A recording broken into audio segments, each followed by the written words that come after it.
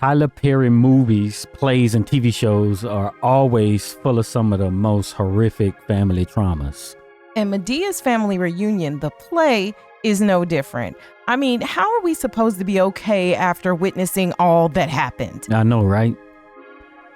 So the play came out in 2002, and like a typical Tyler Perry production, we are immediately thrown into themes of family dysfunction right away. So Medea's Family Reunion, the movie, we did a video on that one already. It's linked in the description if you want to take a look at that. But yeah, the stuff that happens in this play, I thought the movie was bad.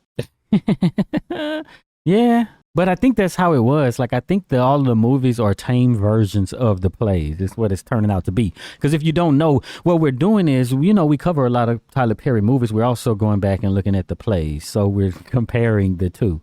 Yeah, for a while we were just like right on a movie play. And then, we, especially around the holidays, decided to kind of give people a quick breather. But now we're kind of getting back, so we're picking up on this play. And because we want to be able to do all of them, because I never, and like we talked before, I don't think I ever really saw any of these plays. And this is like my first time watching. If it isn't my actual first time watching, which I'm pretty sure it is, it feels like it. Like, I have no idea what's going to happen next in the plays. So what I'll say about the plays is that he goes, so like you said, the movie's a more tame version. In the plays, they just go extra hard. They really do on these themes that are being presented. And it's crazy work. I'm Heit. And I'm Cheri. And you've discovered Axiom Amnesia.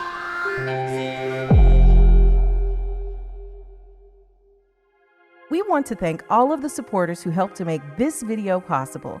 If you want your name to appear alongside these contributors, make a one-time donation via Cash App, or you can head on over to patreon.com/axiomamnesia to enjoy all of the benefits of becoming a monthly subscriber. I don't know if y'all had plans on renting the DVD or something or streaming the play, but yeah, it's going to be spoiled. Oh yeah, definitely going to be spoiled with this one. Also, I just want to let you all know that with our Deep Dive on Demand, we don't pick the film, but you do, for $75. And then we take it from there. We give you the deep analysis. You'll receive on-screen credit as executive producer, and you can get yours through the link in the description below. So let's just talk about what actually happens in the play. So the play opens up and we see Madea and Cora, Tamala Mann's character. And of course, Madea is played by Tyler Perry. And we have the typical jokes and everything like that. So we also find out, because, along the way, we find out all of these little tidbits and details, some of which don't actually match up with what we think we know later in the movies and so on. But anyway, we find out that Cora is no longer married. She's a widow. Her husband has passed away, but she still wears his ring. And Madea makes fun of the fact that she still wears her wedding ring when obviously, she's not married anymore, and how wearing the wedding ring can be preventing her from finding a new man who, she can marry. So anyway, Cora asks Madea if she misses her own daddy. Well, misses her daddy, Cora's daddy. And then Madea says she don't even know who her daddy is. And, there's a whole bunch of jokes and stuff, right? Which for later on, we know Brown is Cora's daddy. So I just wonder when that actually comes out. One of y'all go to the comments and let me know, because some of you all are very, very versed on the Madea universe and what happens and exactly when it happens. I don't know. It might be class reunion. Okay. Yeah. Well, I guess because we have that coming up. So we will be covering class reunion. So anyway, so that's, one of the things I was curious to know about. So Madea then talks about her dead husband and how basically he wasn't much of a husband when he was living, but he made her happy dead. And then she jokes about killing him with a sweet potato pie, so like poisoning him or whatever. And this is not the first time, because in the previous plays, she has joked about the same thing. So then Tina shows up and she has a baby. And so that's the character. And there are a bunch of characters. I'm going to introduce them the best that I can. But, so there's a Tina and she has a baby. She seems like she's pretty young. And then they question her about whether the baby is changed and everything. So immediately, as soon as Tina comes on the scene with this baby, you're left to be like, okay, she kind of like an unfit mother, that when you come around other women, they got to ask you if your baby has changed. Like, that's just baby 101. Your baby should have a dry diaper. But anyway, so now we come to understand that Tina and Lisa are Cora's daughters. So she's got these two daughters. So the one with the baby is Tina, and then Lisa is the other daughter. So Tina actually had a history of having drug problems, and she's been troubled and whatever. And then Lisa is the favorite one, and Lisa is the one who is getting married. And so then it's understandable if you kind of had this substance abuse problem or whatever, it's understandable why they might have to check on the baby, which, in now when you see what's going on with her, you understand. So then we get Tamala Mann as Cora singing the first song. And Tamala can sing anything down. And I just think every time I see her in one of these older Tyler Perry plays, I'm like, she was a huge part of the glue that held it together. Like, Tamala Mann's voice is just, amazing to me. And Tyler Perry really had a gem. And it's no wonder that, of course, he had, Tamala and David Mann, both of them, to come over when he started making the movies too. Tina, though, one of the, two sisters, and Tina's the one with the baby. Tina had complained that basically she messed up one time in her life and how nobody will let her forget, almost like she's the black sheep of the family. She did one thing wrong and now she can never do anything right. And Cora even says, like, as she's about to sing the song as part of the song, that she messed up. But Cora says she messed up so many times, though, that she doesn't even want to get her hopes up that she's, gonna do right. And so, I don't know, we should just stop and talk about that for a second. Like, how does it feel to be the child in whom no one has faith? Like, usually if you count on anybody, you can usually count on your mother to still be the one to kind of hold out, that, you're going to pull it together and all of that. But like, even when your mother has given up on you, like, that has to be troubling, Yeah. From covering all this, I see a lot of comments. People like, yeah, I know people like this. This happened to me. And I'm still like, how is this happening? Like, I don't think this stuff is realistic. Yeah, but it does. And I guess, I feel two ways about it. On one hand, I feel very fortunate that I didn't see that or whatever, and that wasn't the way I was treated. But then on the other hand, I feel sad that so many people have had experiences like this. And I also, but what it does is it, first of all, I had disbelief in a lot of, I'm like, you can't be serious. Like, this really didn't happen, right?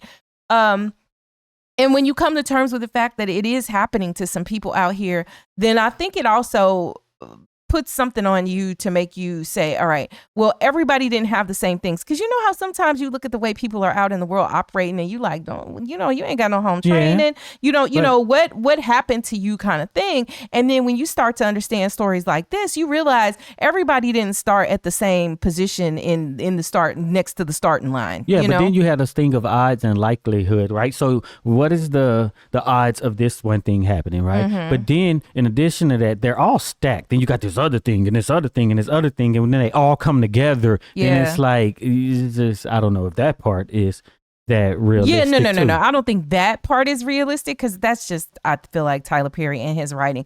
He has, about 5 themes that are the same themes from film to film that he's going to find a way to bring up in every single film. And this, or play. And this is no different, Mm-hmm. But yeah, I did have a lot of empathy for Tina's character for this reason, because it's like, even on the small scale, if you're a kid or, a young adult and you kind of mess up and disappoint your parents or your people or whatever, it's weird, because also I think in the world, it's just, once the reputation is built, it's very difficult to change that. It is very difficult to change, and we all know, because there'll be things that people like in your family that aren't just terrible, but if you think about what people are known for, those reputations are built early. A lot of times, it don't matter if you middle age now, the people, especially older people or people who've known you the whole time, they'll look at you and they'll say, remember when you did blah, blah, blah. And you be like, that was 1985. Or, like the thing that makes people claim, oh, your name says a lot about you. You get your nicknames early. Your nickname is Dookie. You know what I'm saying? Because you took a crap back when you was 2. Yeah. When you started learning to walk. Or something embarrassing and weird happened. Yeah. Yeah, but that's just how it goes. Like, that's mostly how it is. Like, when you meet somebody, I don't know if we talked about this before, but when you meet somebody, hey, what do? You know what I'm saying? Then you get an idea for who they are and how you're going to treat them and what you think about them. And that is how you know the person. If I meet somebody at a sports game and we get cool, then that's all I know them for. Oh, this guy likes sports. We going to talk sports. And that's it, right? So I think it's the same. It doesn't matter if it's your family or not, right? Which is why when you look at the younger people in your family, they're just not what they become. You know, they could just be a famous astrophysicist and you're just gonna be like, yeah, that fool. You know what I'm saying? That little kid over there. Yeah, I mean, even when it comes to like people who are very accomplished, and you hear this from famous people sometimes too, you know, when they get back around the family, aside from the fact that people probably hit them up for cash, they're still viewed like in much the way as they always had been viewed. You know, you still are this person and it doesn't change just because the world may view you differently. I think that can be a little bit frustrating because sometimes you want to be viewed, and even on the most basic level, right? You want to be viewed as an adult, but let's say your parents'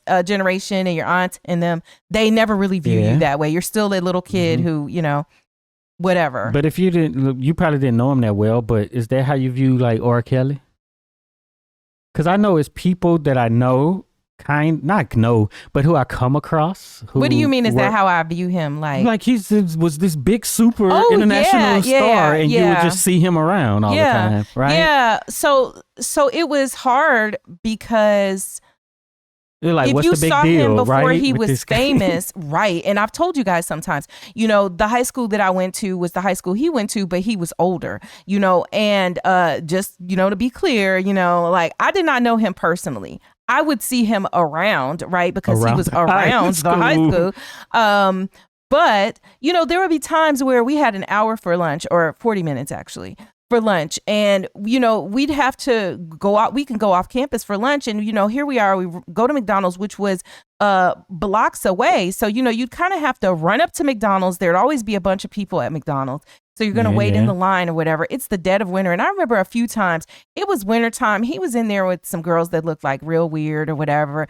And he was in McDonald's singing, but like not giving a performance, but being a nuisance. Like, we just want to get our food, get in, get out. But this is the dude who will later become R. Kelly. He is famous. But at that time, he was looked at as a nuisance. And it's funny because I think this was on his first album. What was the name of the first one? Maybe Honey Love or something like that. Or, you know, I can't remember his first solo album. And there's this song where he's talking about how the girls and whatever used to be like, no, Robert. And, you know, like they were saying no to him. They were saying no because people were saying no because he felt irritating. Now he could sing, but, you know, somebody just breaking out into to song. Imagine it's the middle of winter in Chicago. It's cold as heck. You're just a kid. You want to just get back to school. You want to get your Big Mac and fries or whatever and get back to school. You're not trying to have somebody sitting there in the middle of the McDonald's singing and you ain't impressed. But then to see him go from that to then doing performances, he went on Natalie Cole's Big Break, this show from back in the day. If you don't know, go look it up, you know, and so he became famous. But people, by the time he became famous in Chicago, we had been seeing him around for years. Anyway, that's what I'll say. So I think, but when he got famous, people still realized he was famous. I would just say it was hard to realize when he made it because they had already begun playing his stuff on the radio. You know, he was giving concerts around the city, you know, like people who, if you were young enough and kind of were into R&B music at that time, you were aware of him. And I think it's kind of similar to when you see someone first, sometimes, right? You see them as, oh, they're this star and whatever. Then maybe you don't know them personally, so then you meet them and then that is your impression of them from their point out, right? Yeah, like it can go both ways. It could be that, you know, they're way more than you give them credit for, and it could also be that Right. you just, you idolize them. Right. So like Busy Bone, right? Busy Bone, he's just like, when you see him online and stuff and everything, he's like this horror cat, you know what I'm saying? And whatever. And then after you meet him, then I'm like, dang, dude, what is you talking about online, bro? Calm down. Yeah, so, and full disclosure, so I say we got to interview him, but really it was for Heit's other channel, where he talks about hip hop. And so, but as we prep for the interview and we began to talk to him and stuff, he was like so nice and so courteous. And who's thinking that he was like, I'm not going to curse in front of Cheri? I was like, oh my gosh. Was this before or after the shotgun thing? It was. I think it was before. It was before that, because then we were laughing at like some of the online antics after the fact, and it was like, man, this guy is, But he was so nice. He was just so nice, and I wasn't expecting that. I really wasn't. Exactly. So then you like, okay, I know this one guy. So this other stuff, that's not the guy that I see, right? And then that's what happens with why they say, oh, R. Kelly can get away with whatever, right? Because if your public image is the image that people have of you, then, or if, you go on tour with him, he's a nice guy and he's very talented. When the other stuff start to come out, you still have that initial perception of him. So that's how, this character, from her family standpoint, you made this mistake and it defined a good portion of your life. You cannot come back from that, because that is who you are. And I struggle with that sometimes too, right? Because everybody has their, role, I guess you could say, in the family. We've touched on this in the past when we talk about Terry and soul food. Me, I happen to be an eldest daughter. And so for those of you who know, right? And so that role is that's from, childhood, right? And those personality traits that are are very much like that. But as you get older and you become a more mature person, you sometimes want to kind of venture out from that, but the expectations and things of that nature are still often the similar or the same as they've always been, and people are comfortable in those roles. Another good example of this is even like what we do here, right? Our family, we are in no way like by our families viewed as like we're doing this kind of, oh my gosh, and your breakdown of this was just so amazing. When I tell you that our families are like, oh really? I even have one family member who will send me other people's reviews of movies. Yeah. And in fact, will sometimes send me reviews of stuff we've covered on this channel. And, because, the family member knows that I love movies, but at the same time, I'm kind of like, okay, I don't know whether to feel tweaked or are you trying to bond? Because at the same time, I actually covered this. So no, I'm not. I don't go and read Siskel and Ebert type reviews of these things, because I watched it and I know what I think, and I don't need anybody to break anything down or whatever. And I have all my cousins here, like y'all, to discuss it with, right? So, but it's just like a weird, it's sort of a weird thing that way. But yeah, and most of our family, I don't think we got a couple of family members who do actually listen and watch our videos, but most of them are not interested the way we are, and they're not necessarily interested in movies. And honestly, you know what I think it is too? I think it's a turnoff to want to listen to us because they know us, right? So I think they anticipate what we're going to say, or you know what I mean? Yeah.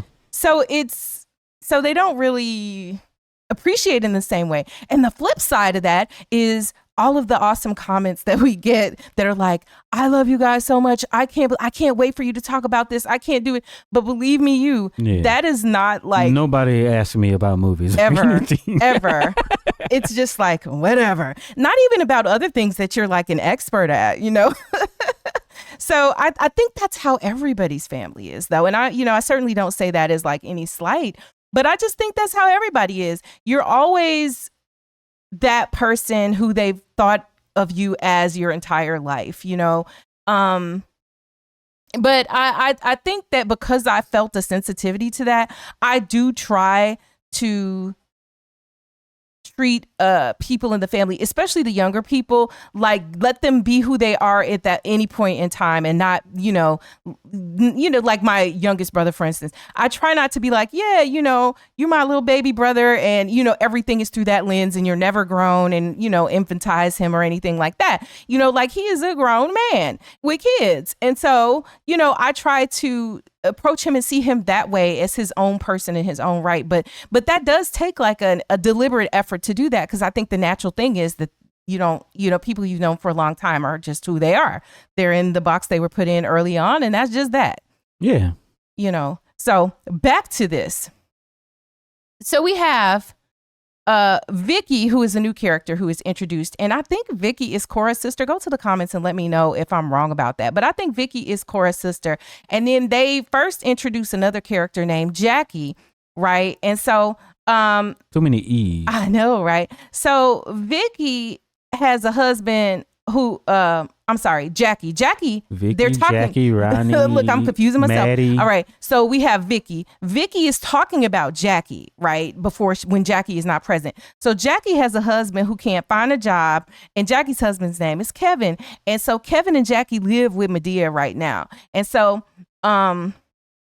Vicky then talks about this Bible verse talking about if a man doesn't work, he doesn't eat and everything. And I just was like, okay, of course, whenever it's something like that, people are quick to try to pull out, a Bible verse. And probably pervert don't. it. Yes. And probably don't even know the story surrounding why it was said or how it was said or anything like that. Because basically you just want to clown this woman's husband because he doesn't currently have a job. So then we're also introduced to AJ, who, is this guy who is working at the house, and AJ is asking about Lisa. Lisa's the one who is getting married. That's Tina's sister and Cora's other daughter. So he's disappointed when he finds out that Lisa is getting married or whatever. So it's just like, okay. So Madea sends AJ to the store for a monkey wrench, right? And they're like, what you need a monkey wrench for? And it turns out that she's sending him to the store for a douche. And I was like, a monkey wrench? Oh my God. And I did think that was like a clever and funny joke. It was. Have y'all ever heard of, or was that a Tyler Perry original?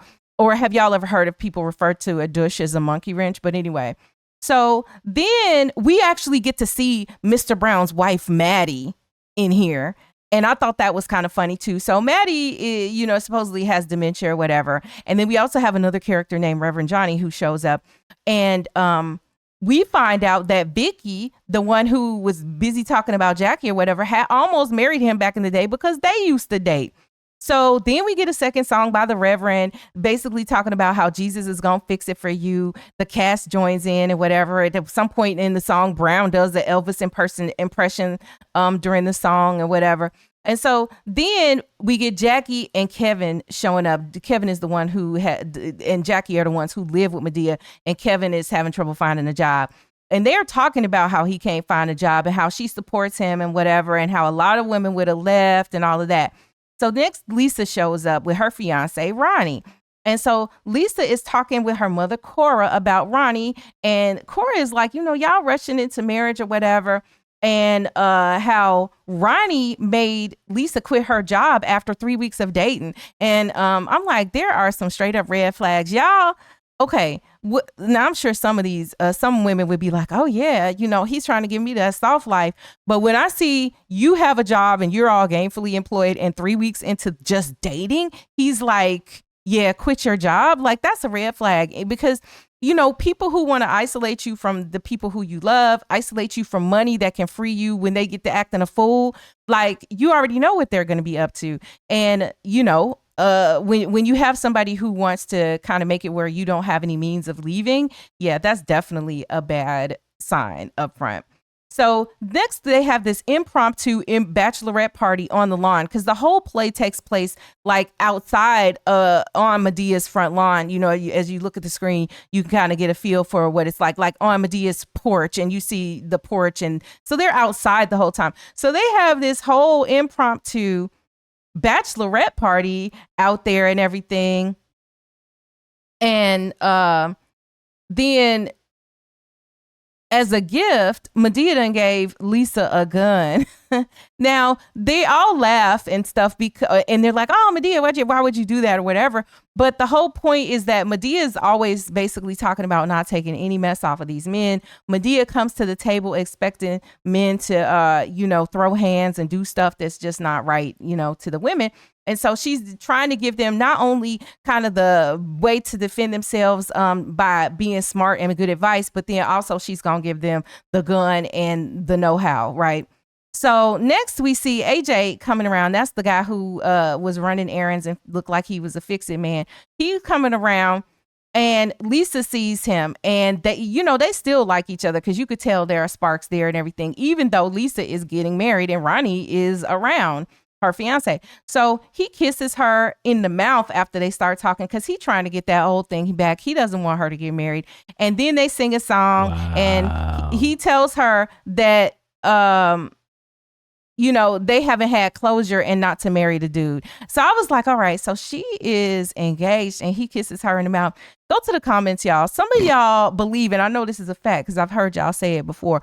Some of y'all believe that if a person is not married, that they're single. And if they're single, that's basically like they're not taken. In other words, there's nothing wrong. There's no betrayal. There's nothing if you step out on a person when you're not officially married. Let me know how y'all feel about that in the comments, because he does a couple things. One, he decides he's going to openly pursue her, which is gray, right? I don't know that he has to respect that if he's intending to be like, look, I would rather wife her. You should be with me kind of thing. But to kiss her in the mouth is kind of wild to me. She didn't even ask for it, so that's an issue in 2026. Mm-hmm. But y'all can let me know what y'all think about that. But basically, AJ has made his move. He's made it be known that, like, look, don't marry Ronnie. I want to be with you and stuff like that. But before we continue, let me just let y'all know that a lot of you missed videos because you're not getting your YouTube notifications. We have fixed this. Subscribe to our mailing list for personalized notifications of all of our videos as they are released across all of our channels. You're going to basically get an email and it will let you know so that you no longer have to rely on YouTube's algorithm to let you know when we have videos out, because we put a video out, three new videos each week across these 3 channels that you all are familiar with. And if you are not familiar with them, go to the description and click down there and make sure you're subscribed to all of them, but also subscribe to the mailing list, and then you'll see everything that we put out each week. So anyway, then next, but AJ done made his move, and Ronnie is Lisa's fiance. AJ and Ronnie meet, right? And AJ is very frustrated because he really wants Lisa, and then she sees this man with, like, how would anybody feel if they see the person that they want with somebody else? So next we see Tina. Tina is the one who has the baby and used to have a drug problem. So Tina comes and is noticing Kevin, Jackie's husband, and she's all like, you miss me and blah, blah, blah. Then next thing you know, she's kissing him and coming on to him, and she says that she had him first or whatever. So clearly they have a past. I was like, what type of Tyler Perry foolishness is this? Like, so this is I think this is her cousin, right? So Tina is just pushing up on Jackie's husband, basically like, I had him first. And let me say about this, I know and have seen a lot of women on social media who have zero qualms about getting with these married men, about messing with them, feeling like they somehow have something over the heads of the women that they mess with, like, just and everybody will be like, well, she's not the one with the commitment and blah, blah, blah. But I'm like, just some things you're conducting yourself in ways that are just actually harmful to you, and not productive for you and what you probably want in your life. But then in addition to that, they're just like terrible things to do to other people, let alone your family. Like, this is that Cousin Faith type mess, which is just kind of wild.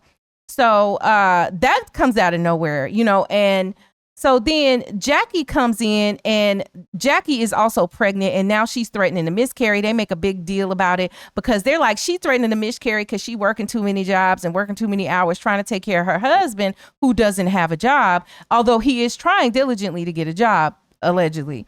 So they're all saying, Kevin needs to get a job, because that's the other part, right? You have what I would just generally call, even though they're right in this situation, and I'd feel this way about my family member too, but they're like pecking hens. You know, they come in and they're making all their comments about these people's marriage, and they're like, you know, yeah, he needs to get a job. You over here about to miscarry, da da da.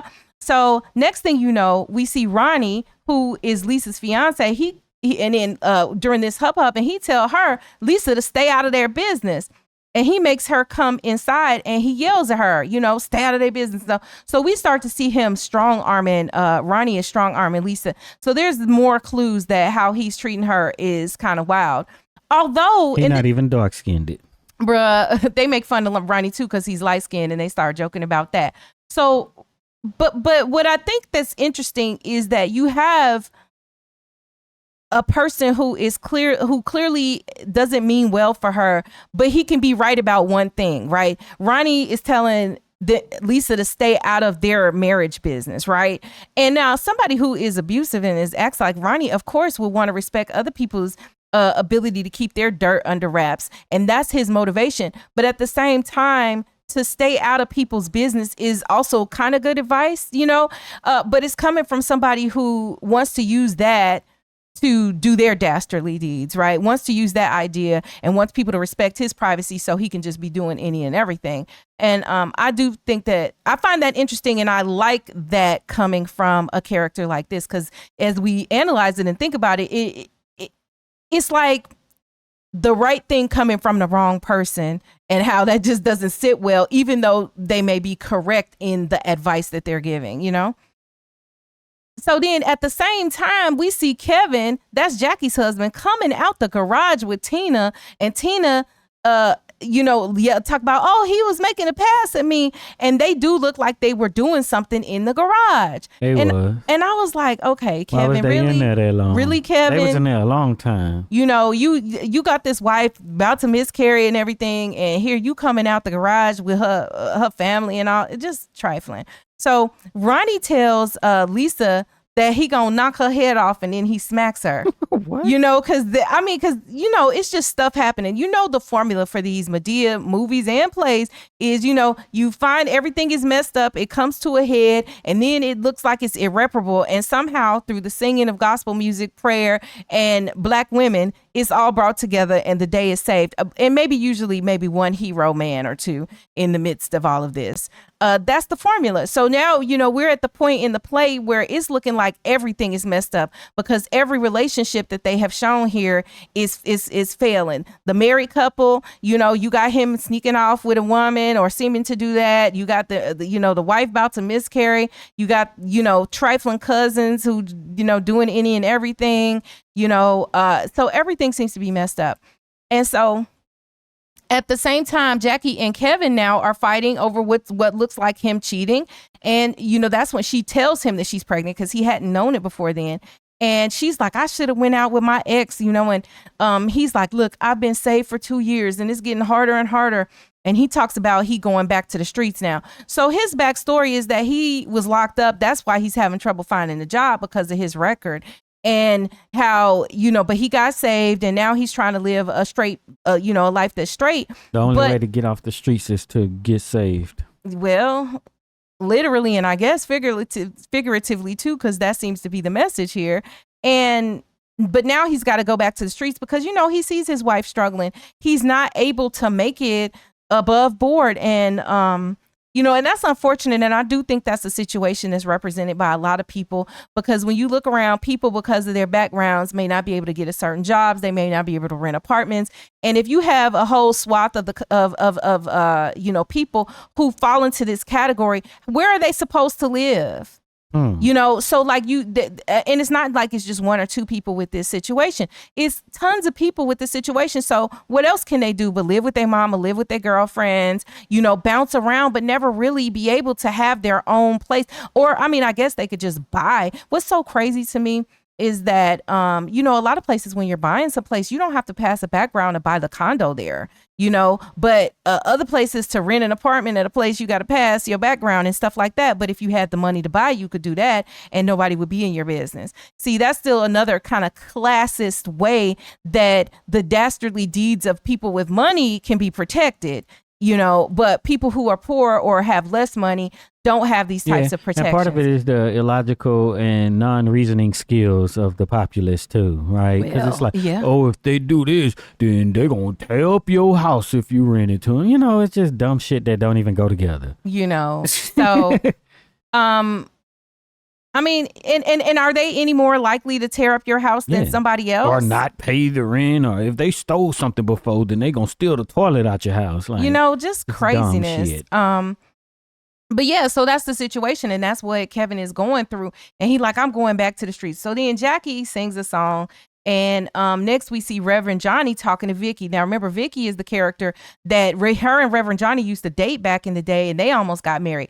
And we get a little backstory on Vicky. So Vicky says that she raised 4 boys by herself, put herself through school. And by the way, you know, Vicky talks in this kind of way that I guess in AAVE we would call it talking white, you know, and it's supposed to be comedy in here because she's acting like she's so highfalutin above these people who have come from the same place she has come from, you know.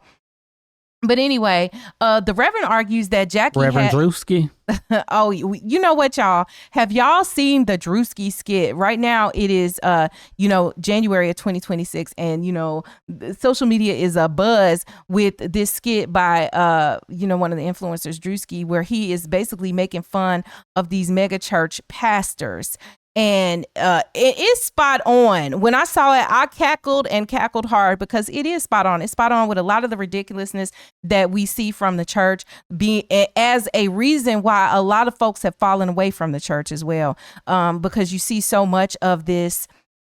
I don't even call it consumerism. Basically, this money focused, people dressing sharp and everything like that. Prosperity gospel. You know, you do these exchanges for money with God. You know what I'm saying? It's quid pro quo with while God. The congregation is suffering. And, you know, the flock is suffering and the leaders seem like they don't even care. So he hit hard with it. And it's comedy and it's hilarious. And I've seen some people who are like, oh, he is mocking God and everything like that. And I was thinking to myself, how is he mocking God when he is actually talking about the things that are wrong? Things that are wrong with the church. People think that their pastors are God. Well, you know, because that's really part of what he's digging at, right? Yeah. But yeah, so a lot of people had some objections, but let me know what y'all think about that in the comments too. But I thought it was hilarious. And you know what's so funny? I've seen some of his stuff in the past, and I always kind of felt like, I don't think that he really was all that funny to me. But as it said, this was hilarious. So when Tyler Perry and these actors and stuff do things, they're talking about the church, Bible, twisting the verses intentionally the way Madea do it and stuff like that, then you don't get the same backlash. Maybe you did once upon a time, but you don't get he's mocking God every time he comes out and he makes these jokes about church. Well, and, you know, Regina Hall and Sterling K. Brown had done a movie back in 2022, Honk for Jesus, Save Your Soul. I didn't finish that one. I didn't finish it either, but it's right up that same alley, right? It is like a parody of just how ridiculous and what can go over in these mega churches and stuff like that. Some of that stuff is very ridiculous. And I say that as a person who did at one point in my life attend a mega church, and, you know, and all that. Right, Vampire in Brooklyn, we talked about that scene with the pastor, the reverend. Yeah. So, you know, so we see all of that and whatever. But it doesn't take long because this is a Tyler Perry joint, as you will. The Reverend argues, though, that Jackie has real love and Vicky doesn't. So Jackie is the one whose husband doesn't have a job. But Vicky was bumping her gums about Jackie's husband, or he need a job and doing Bible quotes and all that. But Vicky doesn't have real love is what the Reverend is arguing, because, you know, she doesn't have somebody in her life to share it with. And then he then tells Vicky, well, you know, fall in love with me. And she rejects him. And he tells her basically, you know, that just talks about what he could offer her. And she warms up to him, and he makes a whole lot of promises trying to convince her in the meantime, but she does warm up to him. And then Jackie sings this song about the hurt and pain of wanting to open her heart so that she can know real love. So what's interesting is this. So behind this character who is, leading with, hey, I got my degrees in this and I'm this and I'm that, right? Trying to put herself above everybody else. She's lonely and she's miserable. And she's constantly trying to make everybody believe that she has the best life when she even has to finally admit to herself that she doesn't have the love that she wants. And I did want to ask people in the comments, how do you feel about this message? Because I feel like part of the message is that, you can't know real love unless you have this romantic partner in your life. And, there are a lot of people who seem to live very full and happy lives that are not in romantic relationships at the time. Or maybe I guess it's like, oh, if you had it, like if you were a widow and you used to have, you had a husband for years, or you were a widower or whatever, then then you qualify, you've had real love. But no, if you never settle down, you don't have real love. And I don't know how I feel about that. It's just some made up stuff. Like, yeah. Can't even define what love is. So no, they will be like, love is patient, love is kind, because that's all you can do is just kind of keep, pluck out a verse and read that. Love is hard, it's difficult, it's struggle. They're just gonna freestyle it. So then we have Cora and Madea talking about how they think that Tina, that's Cora's daughter, the one with the baby, lied on Kevin, talking about Kevin had come on to her, when they came out that garage. And then Cora also, though, thinks that Kevin stole her wedding ring, because at points in the movie, she's been looking for her wedding ring the whole time, and her money that she can't find. Okay, because you think he stole from you because he has been to jail. And I don't even think that that's probably what he went to jail for, being a thief. But I don't know this for sure. But I was assuming he went to jail probably for selling that stuff. So, Madea is definitely a lot more keen. And Madea is like, Tina stole everything. And Tina and Lisa get into arguments and stuff. And then Tina claims that Kevin is her baby daddy. So like, as a refresher, Tina been coming around with this little baby, no baby daddy in sight. And Tina is claiming that Kevin, her cousin's husband, is her baby daddy. And so then Tina just goes off the rails. She insults Madea, and she, and Madea tries to shoot at Tina, because, whenever Madea gets mad, she go get a gun and start shooting at folk. And so she shoots at Tina, who runs away or whatever. And so then we find out the reason Jackie is working her fingers to the bone is because, and that Jackie was basically paying the child support for her husband, Kevin, who didn't have no job, paying this money. So, basically getting funneled to pay for this baby.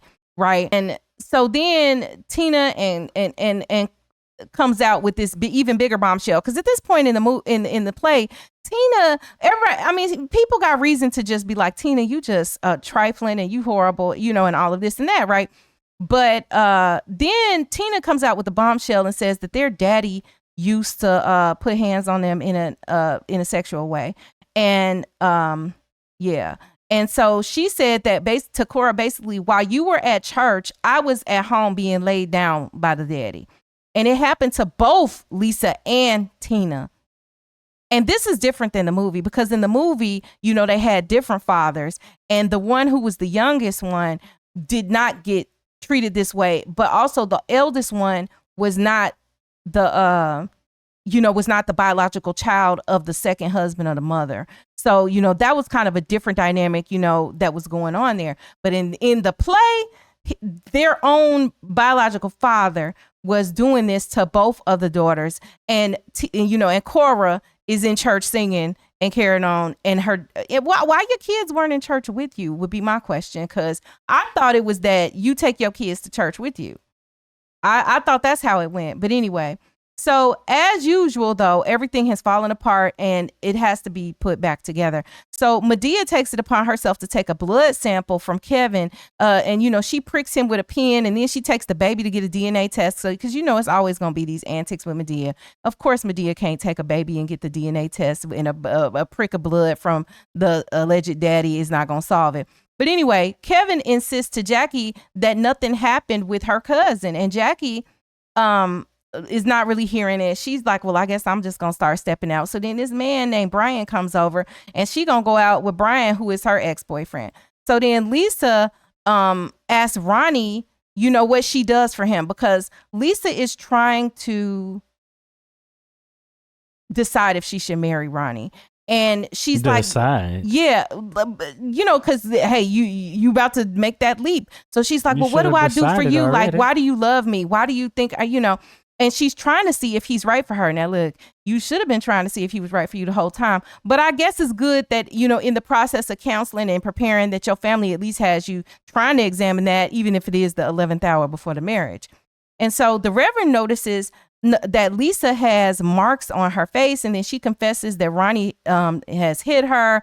And then, of course, the Reverend is like, is he saved?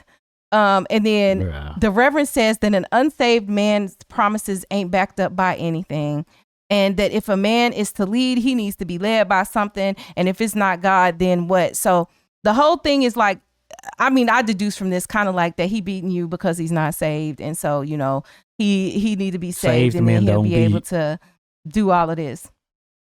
So then the Reverend sings a song about marriage, and how it can be love and pain, and how you need God to get through the hardest times.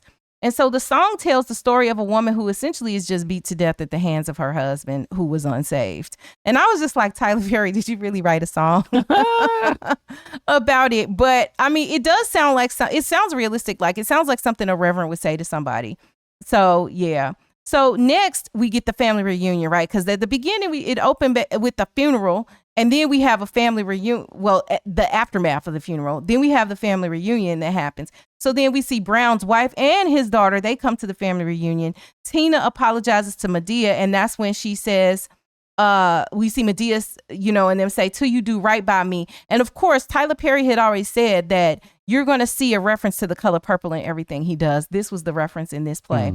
And maybe there were more. Y'all go to the comments if there were more references. So Madea then tells Jackie that baby is not Kevin's baby, because of course Madea done had the blood test done. So Madea is about to beat up Ronnie though for hitting Lisa. And Madea makes reference to George Bush as president in the process of all this crazy stuff that's going on, and talking about I may have cheated my way in the White House, but I'm gonna defend it at all costs and whatever. Talking about George W. Bush, and she's making a reference to the 2000 elections, where Bush ran against Al Gore, and it all came down to Florida, the state that Bush's brother was the governor of at the time. And of course, the governor, in cahoots with the Secretary of State, gets to decide, how the ballots are counted and at the last minute. Keep that in mind in 2020, what is it? 2026 and 2028. So yes, and it was a huge thing that happened. And I remember, because you know what? Democrats really felt like the election was stolen. Now, isn't it interesting how the Democrats behaved when they thought that the election was stolen? And I will say that, because I thought the election it was clear to me, like, wait, what do you mean? It all ended because Al Gore was like, to preserve the republic. I'm not going to fight you anymore. Yeah, I'm done fighting. Basically. Yeah, and so I'm going to just go ahead and let him be president. That was crazy. That was so crazy. But which one of, because I like, what's his name? The filmmaker. Man, he does a good job. Oh, maybe Oliver? It's Fahrenheit 9/11. Oh, he does Michael Moore? Yeah, Michael Moore. He does a really good job in the segment of Fahrenheit 9/11. Now, let me just say, it's clearly a documentary style, but it's definitely going to be slanted and whatever. But I'll say he does a good job of kind of summing up what happened. But there are other documentaries on this election of 2000 that you really should watch if you're too young to really know what happened and all of that, because it is totally crazy and yet fascinating at the same time. So yeah. So anyway, so this is the reference that's made in here, because this came out in 2002. So this would be shortly after. So, it's very much on the minds of people that the president that's in the office is illegitimate, talking about George W. Bush, because they feel like he did not win. And yet he walks away as the president. And then, of course, what happened shortly thereafter in September of 2001, the big thing that happens then.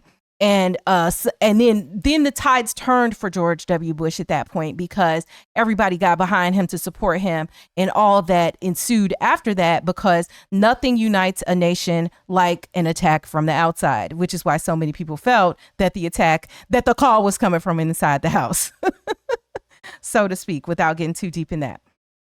So basically, we have Madea in the process, though, getting everybody's life straight, right? Madea is the fixer. In addition to being funny and all of that, Madea is the one with the big heart. She's the one straightening people's lives out. Kevin sings another song with Jackie. They make up, so they're back together. And then we have the wedding coming up next. And we have Reverend Johnny and Vicky getting together as a couple. She finally is like, yeah, I'm going to be, with him or whatever. And then Lisa, she comes out to marry Ronnie. And then guess who busts into the wedding? AJ. AJ just busts in, and it's not like baby, baby, please, when we see Dwayne Wayne and Whitley is about to get married on A Different World. No, he just busts in. Ronnie calls the wedding. Ronnie is mad because ultimately Lisa chooses AJ. And he's like, oh, this wedding is in his stupid ghetto. And he snatches Lisa and all of this and that. And, but in the end, Ronnie's just mad because Lisa chose AJ instead of him. Well, he just mad because he just chose. Yes. And AJ proposes Why she didn't choose him years ago? Well, this is the question. But sometimes I guess that's how life is. AJ proposes right there on the spot, and they get married right there on the spot. And how many times do we see this in a movie just seen that where, in a movie. but we know that in general, that's not how this can work. So you can't just be like, I'm gonna have a different groom in this wedding, because, paperwork has to be done or whatever. But I guess we can, suspend our disbelief and say that this is what can happen, because a few things happen that are just totally unrealistic. But that's not the point of the story. So, okay. So in the end, everybody is happy, I guess. But I have some questions and things that are left out there. So no matter what, we still have these two daughters, though, Lisa and her sister, Tina, who had this terrible thing happen to them that's never really dealt with. Yeah. Okay, so Lisa winds up getting married to a man who's going to love her and treat her well. But does that fix it? Well, that ain't the point. I think Tyler Perry talked about this. It's just that these things happen and that you got to just keep going, right?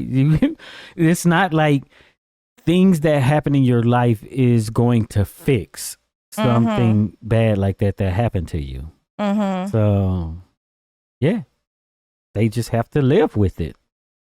Yeah, that's crazy. I want to continue with a little bit more discussion on this. But if you're watching this right now, Tyler Perry already has you hooked. You love him, you hate him, or you just hate watch him, whatever it is. We have done a bunch of deep dives on Tyler Perry videos and full playlists that are breaking down his stories, characters, and the drama that everybody argues about. Check the description for the ultimate Why Did I Get Married Tyler Perry playlist.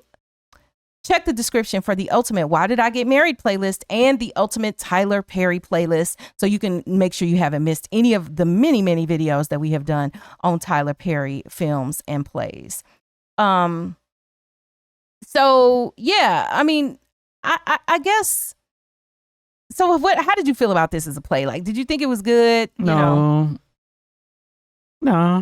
Okay. So after watching so many, it's like they're all the same. That's just what I was going to say. Because it's kind of like, because of the time it was, right? Mm-hmm. So everybody didn't see every place. So he go tour around too, and then he can film these, right? But it's like a comedian who go on the road. They're telling the same jokes in all these spots, and he's just putting out these DVDs trying to sell them. Yeah. And let me just say, AJ was played by the lead singer from Silk. And I was just waiting for him to just bust out with, how he sings, as Silk. Because I was like, is that the dude from Silk or whatever? And it turned out it was when I looked it up. So that was, kind of an interesting tidbit. So there were people along the way, who were joining in these plays and, touring Black with Tyler Macca. Perry. So... yeah, but you had touched on it earlier, but in the behind the scenes on the DVD, Tyler Perry talks about victimhood and basically how this is how he is able to help people to get over their childhood trauma through these plays. And also, I don't know, there was an aspect of it. It's like I'm going to address the abuse, but then I'm also going to, I don't want to say dismiss it, but there doesn't ever seem to be this thing where you address it head on and talk about the thing that actually happened to you. It's always, let's get on and move on with life. Yeah. Even within the church, because even if you were saying, okay, you need to go talk to the pastor or whoever the counselors at the church are about your issues so that you could try to get over what happened to you, or at least be able to be functional and move forward. And I think there's an kind of an unrealistic aspect of this where all you got to do is be saved and believe in God, and this issue you have is just going to suddenly poof and go away. And I don't know that that's exactly what Tyler Perry was saying in the behind the scenes, but I guess he was just like, you just keep living. Yeah. You know? Which is true, but I just feel like, man, I want more. You know, like I feel like I wish the example was that the guy in the church was like, and you know, every week, once a week, I want you to just come up and talk to me, and we're gonna help you get through it. You know, like I wanted to hear something like that instead of it just being like, oh, you married now, you good, it's all straight. You know. That might be the message too, though. Well, I think in a way, I think it kind of is, which is, but the thing is, like, if this is saying that, okay, I don't know what the percentage is. Somebody go to comments, let me know, right? Of kids who get abused, right, in this way, then everyone has it. So every story you tell, or a great percentage of every story you tell will be about this, and they will have to have that conclusion in every story, right? That you'll be solving the same problem in every story. Which I guess people like, right? With the whole shoot 'em up, bang, bang stuff. It's always, I'm poor, I sell dope, and I'm out the streets, you know? Yeah. You know, but I guess, or whatever story, oh, somebody's cheating, went to the church, we got together. Or this guy who I didn't admire, I see him for what he is now, and now we got together. Those same stories, I guess you would do it with that aspect and be like, okay, people were abused and we have to solve that problem in every movie, every play. Yeah. But I do think that that's an issue. And, you know, like in his documentary film that he made about himself, I do think that that's an issue that he constantly wants to address, because it may in some ways be unresolved within himself, you know, because the problem with, you know, abuses that happen within a family is that the people who you love the most in your life are present for these things and could possibly be some of the perpetrators of the things that have caused trauma. And I don't mean just the SA. I'm talking about, it could just be, not just, but it could be, you know, like you beating your kids, or, you know, you showing favoritism in a way that is harmful to one child over the other, you know. And we saw that in the film as well between Lisa and Tina, you know, Lisa, the good daughter, and Tina, the problem daughter. And, I think that a lot of times people will oversimplify, you know, that somebody is just bad, but they never look deeper to understand what was happening and what was going on with that person. And if you always favor the child, and it's just basic human psychology. Children need love, attention, and care in addition to just food and child support being paid, right? And so if you ignore a child and then you favor another child, then that child feels that. Like, don't think that they don't. And then the more you ignore them, the more you favor the other child, not only is it going to create some resentment between the child who is not favored toward, you know, maybe perhaps the other child and the parent or parents or other people who are acting this way. But, you know, it also a lot of times will create an esteem issue in that child as well. But nobody looked far enough to see what was going on with Lisa or Tina, but especially Tina, because, you know, I guess the assumption is that she had a drug abuse problem because of the fact that she had this type of violation in her life. And it was, you know, probably to help her escape, you know, the things that we look at maybe as tropes now because we've seen it so many times in stories.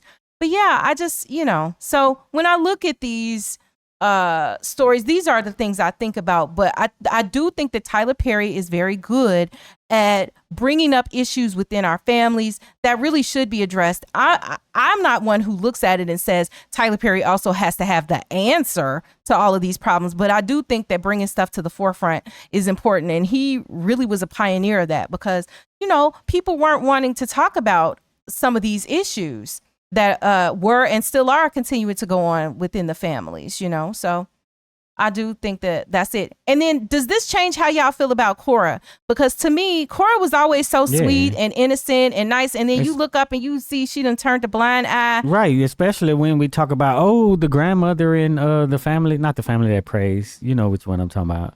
Oh, the grandmother in the one with Taraji P. Henson. Yeah. Uh-huh. There's the true villain and all that stuff. Like, so now you have this one character Is that the true villain? Yeah, and I mean, we don't know. We also don't know what happened to Cora or why Cora is how she is either. Because Cora was grown before she knew that Brown was her daddy. At least that's the way it seems, right?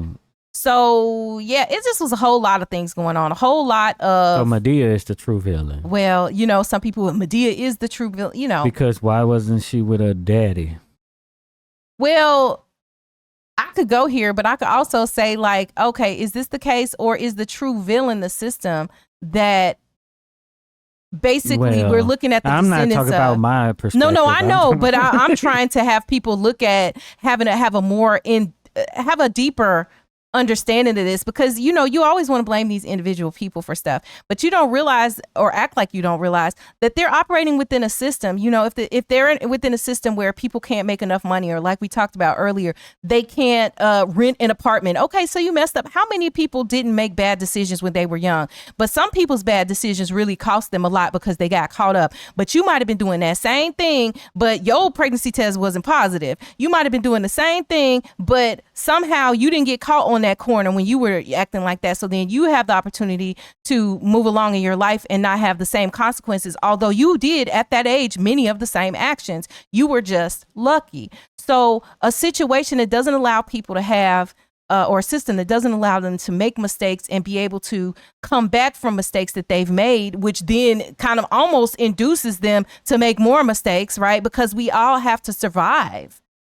Then what does that tell you, or what should that tell you? I hate to ask rhetorical questions, but what should that tell you?